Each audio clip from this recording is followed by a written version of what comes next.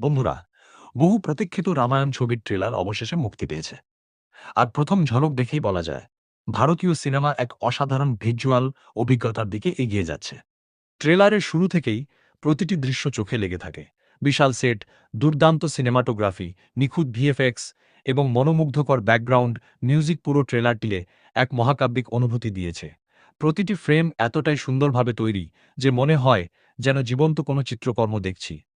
ভগবান রামের চরিত্রে রণবীর কাপুরের লুক শান্ত, সংযত এবং রাজকীয়। অন্যদিকে রাবণের চরিত্রে যশের উপস্থিতি অত্যন্ত শক্তিশালী ও প্রভাবশালী। যদিও ট্রেলারে তাদের খুব বেশি সময় দেখা যায় না, তবুও অল্প সময়ের মধ্যেই তারা দর্শকদের মনে গভীর ছাপ ফেলে যান। ট্রেলারের আরেকটি বড় আকর্ষণ হল এর ব্যাকগ্রাউন্ড স্কোর। প্রতিটি দৃশ্যের সঙ্গে সঙ্গীতের মেলবন্ধন আবেগ এবং উত্তেজনা আরও বাড়িয়ে তোলে।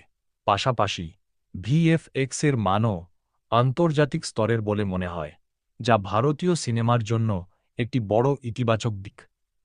তবে কিছু বিষয় নিয়ে সামান্য প্রশ্ন থেকেই যায়। ট্রেলারে গল্পের অনেকটাই গোপন রাখা হয়েছে, ফলে গুরুত্বপূর্ণ চরিত্র ও বড় বড় ঘটনাগুলোর কেবল সংক্ষিপ্ত ঝলকই দেখা যায়। এছাড়া সংলাপ তুলনামূলকভাবে কম থাকায় চরিত্রগুলোর আবেগ আরও কিছুটা ফুটে উঠতে পারত।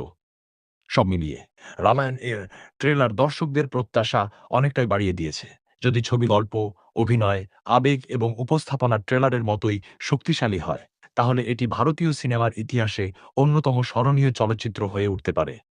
আমার পক্ষ থেকে এই ট্রেলারকে ৫ এর মধ্যে ৪.৫ স্টার। ভিজুয়াল, ব্যাকগ্রাউন্ড মিউজিক এবং সামগ্রিক উপস্থাপনা সত্যিই প্রশংসার যোগ্য। এখন অপেক্ষা শুধু ছবির মুক্তির, যাতে বোঝা যায় ট্রেলার যে প্রত্যাশা তৈরি করেছে, ছবিটি তা কতটা পূরণ করতে পারে।